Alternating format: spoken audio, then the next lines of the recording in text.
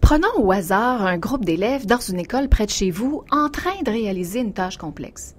On risque fort d'y entendre des commentaires comme « Madame, qu'est-ce qu'on fait après la première étape? »« Monsieur, on n'a jamais fait ça. Comment on fait? Les autres groupes, eux autres, ils font pas ça. » Se retrouver avec un groupe qui manque cruellement d'autonomie peut être particulièrement pénible. On se dit que ces élèves-là ne peuvent rien faire par eux-mêmes et surtout qu'ils ne peuvent pas réaliser une situation d'apprentissage complexe.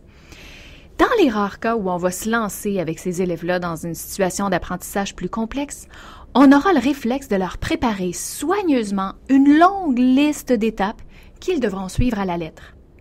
Et paradoxalement, le piège, il est là. Plus on réagit au manque d'autonomie en découpant davantage les tâches complexes en petites étapes qu'on va se presser de rappeler pas à pas, moins les élèves seront autonomes dans leur apprentissage. Comment faire pour briser le cercle vicieux? Plusieurs stratégies existent. Pour les fins de cette capsule, j'ai choisi l'un des outils les plus accessibles aux enseignants, le questionnement. Qu'est-ce qu'on sait du questionnement? En fait, se poser des questions, c'est quelque chose que les humains font naturellement. Dans toute situation, quand on vient de sortir de notre zone de confort, on se pose des questions. C'est la base de notre apprentissage. Par contre, en classe, quelque chose de particulier se produit. On présente aux élèves des concepts qui sont parfois nouveaux pour eux et pour lesquels ils ne se posent pas encore de questions. Ou encore, ils se posent des questions, mais qui sont malheureusement hors programme. Et nous, comme enseignants, on pose des questions pour lesquelles on connaît déjà les réponses. On les questionne même sur des concepts qu'on connaît tellement bien qu'on se rappelle même plus comment on les a appris. C'est un contexte assez particulier, non? C'est ce qui fait que notre façon de questionner peut parfois sonner un peu faux pour les élèves. Poser des questions, ça va, mais c'est quoi le lien entre le questionnement et l'autonomie? Si vous me permettez, je vous amène sur une piste de questionnement qui développe l'autonomie chez les élèves. Il s'agit du questionnement métacognitif.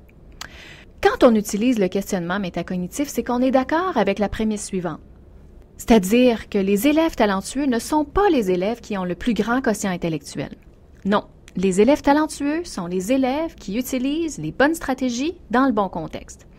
On pourrait dire la même chose des policiers, des médecins, des électriciens.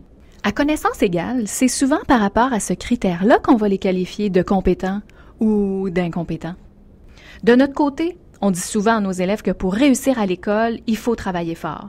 Travailler fort, c'est sûr, mais travailler fort dans la bonne direction. Un élève qui travaille fort dans la mauvaise direction pendant 4 heures, pendant 8 heures, pendant 10 heures, n'arrive toujours pas à destination. Donc, si on récapitule, travailler dans la bonne direction, ça veut dire choisir la bonne stratégie dans le bon contexte.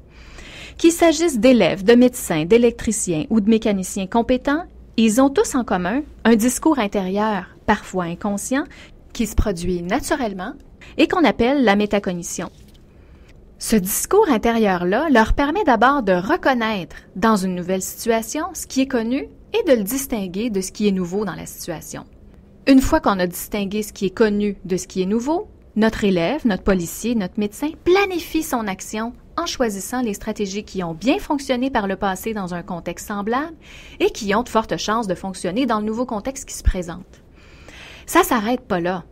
Une fois que la personne se met en action, elle va surveiller si ses actions produisent les effets escomptés et sinon, quand notre personne compétente va se rendre compte que sa stratégie fonctionne pas, elle va faire une nouvelle lecture de la situation et va remplacer la stratégie inefficace par une nouvelle stratégie pigée dans son grand sac de ressources.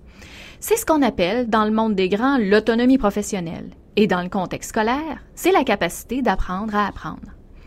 Si on revient à nos élèves qui manquent cruellement d'autonomie, comment est-ce qu'on va les amener sur la route de l'autonomie grâce au questionnement métacognitif?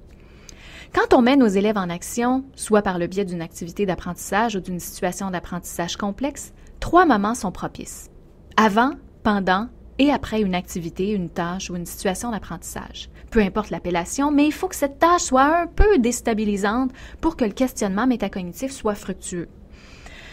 Quand on lance nos élèves dans une tâche, plusieurs d'entre eux se mettent à écrire sans même savoir qu'est-ce que la tâche exige. Certaines questions visent donc à habituer nos élèves à mieux planifier avant de se lancer dans l'action. Les questions posées avant la tâche visent à amener les élèves à mieux planifier la tâche. Des exemples de questions? On peut par exemple leur demander Qu'est-ce que vous connaissez de la tâche? Quelle stratégie risque de fonctionner dans le contexte et pourquoi? Quelle stratégie risque d'être inappropriée dans le contexte et pourquoi?